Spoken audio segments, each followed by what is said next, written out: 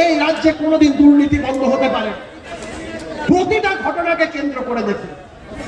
আজকে তো একটা সময় স্বাস্থ্য দপ্তর, শিক্ষা দপ্তরের ঘটনা হলে ওই ভূতের ভবিষ্যতের সিনেমার আত্মারামের মতন অনেক কাজ আছে, আমি তো গরিব আদমি, মুখ্যমন্ত্রী বলে কেটে পড়তেন না। আজকে স্বাস্থ্য দপ্তর নিয়ে কি বলবেন? তার তো নিচের দপ্তর, তার দপ্তরের অধীনস্থ এই ঘটনা ঘটছে, আমরা কি বলবো? স্বাস্থ্যমন্ত্রীকে মুখ্যমন্ত্রীর কাছে পদত্যাগ করুন।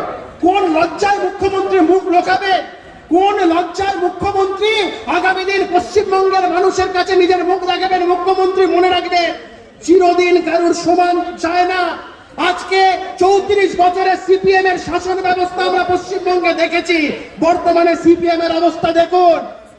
একটা সময় 234-এর দম্ভ থেকে আজকে শূন্য পরিণত হয়েছে। মমতা বন্দ্যোপাধ্যায়, আপনার উদ্দেশ্যে বলে যাচ্ছি, আপনার পার্টি অফিস তো ছেড়ে দিন, বাড়িতে বাতি জ্বালানোর লোক খুঁজে পাবেন না।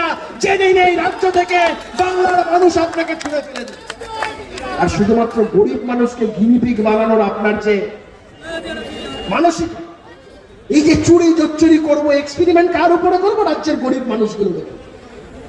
আচ্ছা, আপনার ভাইপোর তো চোখের প্রবলেম হয়েছিল, হসপিটালে মাঝে মাঝেই ভর্তি হয়, ওকে একবারও তো এই রাজ্যের হাসপাতালগুলো ভর্তি করে বলতে পারেন এখানে হসপিটালের আড়ের অনুরোধ দিন।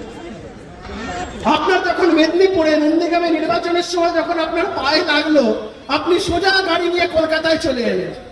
জেলার হাসপাতালের উপরে ভরসা রাখতে পারলেন না, তৎক্ষণাৎ গ্রিন করিডোর করে নিয়ে আসা হলো। আমি এই মঞ্চ থেকে দাঁড়িয়ে প্রশ্ন করছি, মামনি রুইদাস মারা গেল এবং তারপরে আরো 3 জন পেশেন্ট ক্রিটিক্যাল হয়ে গেল।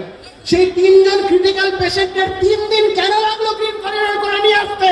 মুখ্যমন্ত্রীর তো 3 মিনিটে সময় লাগেনি, তৎকালীন সময় নন্দীগ্রাম থেকে গ্রিন করিডোর করে কলকাতায় নিয়ে আসতে। এই প্রশ্নগুলো থাকবে, জবাব আমরা আশা করি না।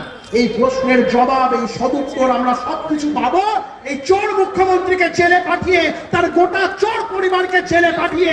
এবং এটা তখনই হবে 26 সালে, যখন এই মুখ্যমন্ত্রীকে আপনারা এই রাজ্য থেকে ছুড়ে ফেলে দেবেন।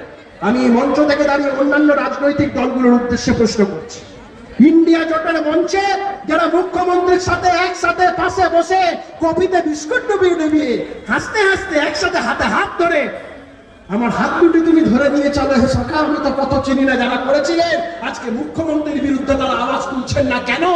পশ্চিমবঙ্গে মুখ্যমন্ত্রী এহেন দুর্নীতি করছেন, দিল্লিতে সোনিয়া গান্ধী, রাহুল গান্ধী একটা নিন্দাজনক বক্তব্য জানাচ্ছেন না কেন?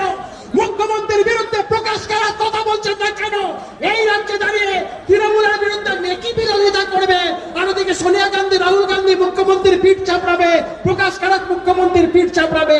এদেরকে চিনতে হবে, আগামী দিন এদের যাতে ভোট টাকার কারণে মুখ্যমন্ত্রীর ক্ষমতা যেন আরো দীর্ঘমেয়াদী না হয়ে যায়, নাগরিক সমাজকে এই কথা মাথায় রাখতে হবে।